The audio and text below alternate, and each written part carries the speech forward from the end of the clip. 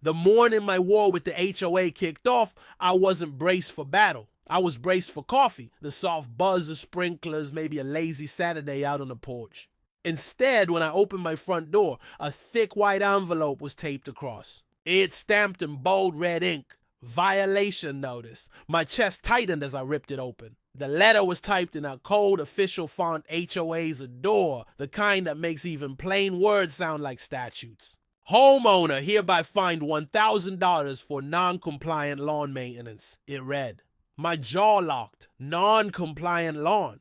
I walked out barefoot, surveying every inch of my grass. Sure, it wasn't flawless. A patch of dandelions here, a strip that needed edging, but $1,000. That felt less like lawn care and more like robbery. That's when I spotted her leaning against her SUV at the cul-de-sac's edge. Sunglasses on, arms folded, queen of the block. Karen. Not just any neighbor, she was the self-crowned monarch of the HOA. She thrived on bylaws, citations, and making people feel like permanent offenders. A bike left on a driveway, she wrote. Ate up. A dog bark after dark. Instant violation. And now she'd pick me. "Got your notice, I see," she called out, her tone sharp, rehearsed. "Karen, this is insane," I shot back, waving the paper.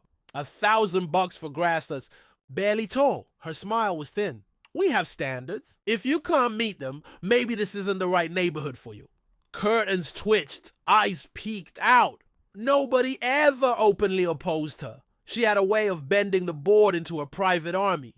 But something snapped inside me. Maybe. It was her smug tone, maybe the ridiculousness of the fine. Either way, I made my choice. I wasn't paying. I didn't realize then it would spiral far beyond me versus Karen. It would become me versus a whole machine of intimidation, penalties, and fear.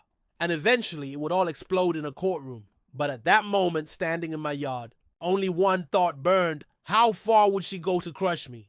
The letter had only been the opening shot.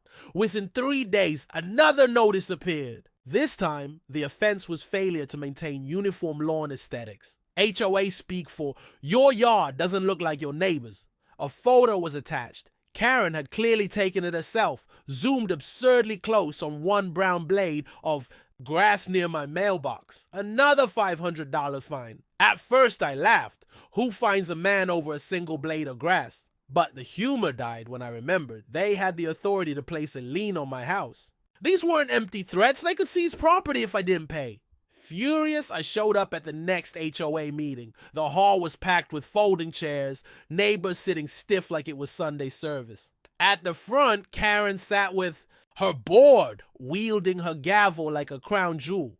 When my turn came, I rose. "This fine is outrageous," I said, waving the stack of notices. "My lawn is not in violation. Everyone here knows it." Murmurs rippled through the crowd. A few heads nodded. Most stayed low. Karen tapped her gavel, smirking. "Mr. Thompson," she purred, dripping false courtesy. "The board has already deemed your property non-compliant. You may challenge it formally. Otherwise, fines will continue." That was it. No debate, no fairness. Just a brick wall of authority. Outside afterward, a quiet man named George caught me. She did the same thing to me last year, he whispered. I tried to fine me for a garden gnome. I paid her off just to end it. His eyes darted nervously. "Be careful." She doesn't like being challenged. The weight of it sank. This wasn't about grass. Karen wielded fear, and the HOA gave her the weapon. But I refused to bow. Paying would feel like surrender. So I filed an appeal. The process dragged. I had to submit photos, paperwork, even beg neighbors for testimony, if they dared. Days blurred into weeks, weeks into months, each one bringing more notices. My mailbox overflowed with absurd fines, each crazier than the last. By the time a court summons landed in my hands, I wasn't shocked. Karen had dragged me all the way there. But if she thought I'd roll over, she was mistaken. Standing on my porch with the envelope, I felt half anxious, half relieved. Court meant real stakes, but at least it was beyond Karen's kingdom. Inside, the papers listed charges. Unpaid fines now stacked to over $30,500. My jaw clenched. She hadn't stopped at one penalty. She piled them all into a mountain. If the judge sided with her, I'd be buried. That night, I spread every notice across my dining table like evidence on a detective's board. dates, amounts, violations. Then I compared them to the actual HOA bylaws, downloaded straight from the community site. That's when the cracks appeared. Half of her so-called rules didn't even exist. Non-uniform aesthetics? Failure to maintain visual harmony? Nowhere in the book. Karen had invented regulations, dressed them in legal jargon, and slapped them on me. The more I dug, the clearer it became. This wasn't about negligence. It was abuse of power. I needed undeniable proof. So I gathered everything, time-stamped photos of my yard, videos showing it trimmed and edged, even soil reports from a landscaper confirming its health. If I was marching into battle, I wanted armor. Then George came knocking. I heard you're fighting back, he said nervously. If you need, I'll testify. She fined me too. I kept the letters. Soon others followed. Whispers turned to support. People were sick of Karen's reign. They just needed someone to stand first. That someone became me. By the court date, I had a binder thick enough to stop a bullet. Every fake violation, every contradiction, every neighbor testimony tucked inside. The courthouse smelled of old wood and heavy truth. Clutching my binder, I walked in, steps echoing. Karen was already seated at the plaintiff's table, her documents stacked neatly, her smile dripping premature victory. Ready to lose? She whispered. I ignored her, sliding into my seat. The judge entered, robes swaying, and the room rose.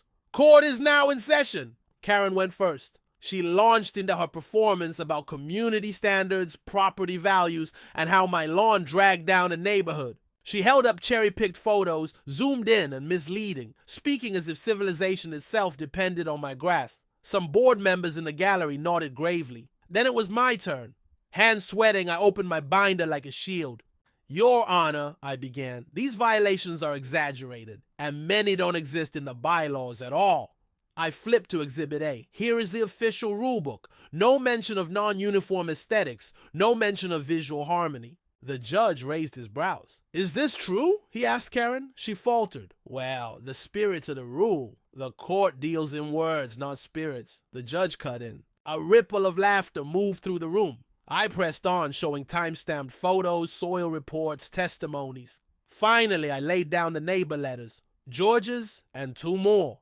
Each detailed how Karen fined them over invented infractions. The judge leaned back, smiling faintly. So let me get this straight. You fined this man thousands over grass that is healthy, citing rules that don't exist in your own bylaws?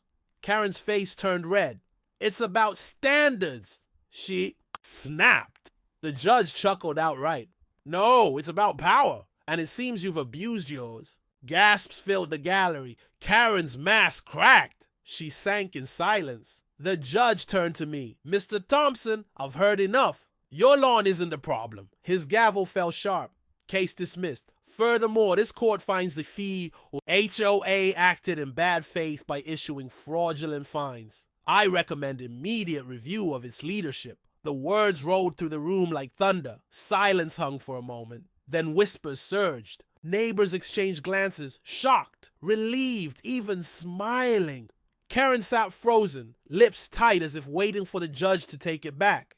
He didn't. I breathed for the first time in months. The weight of endless notices and sleepless nights lifted. I hadn't just won for myself. I'd won for everyone bullied into silence. Outside, the sun felt warmer, the air lighter. George clapped my shoulder. You did it, he grinned. You actually stood up to her. Behind him, others approached, quietly thanking me. One confessed he'd been fined over mulch color. Word spread fast. By week's end, the whole neighborhood knew. At the next HOA meeting, the spell had broken. Instead of Karen dictating, the community demanded receipts, bylaws, explanations. She tried, of course, slamming her gavel, raising her voice, but the judge's laughter still rang in her ears. One by one, her board abandoned her. Within months, she was voted out completely. Life returned to normal. My lawn was just a lawn again, not a battlefield. I'd mow on Saturdays, sip my coffee, wave to neighbors who now stopped to chat. The tension that once strangled our street was gone, but something deeper had shifted. This wasn't just about me refusing to pay. It was about refusing to be bullied, about drawing a line in the grass, literally and figuratively. And when others saw that line, they realized they didn't have to bow to fear either. Sometimes justice isn't dramatic.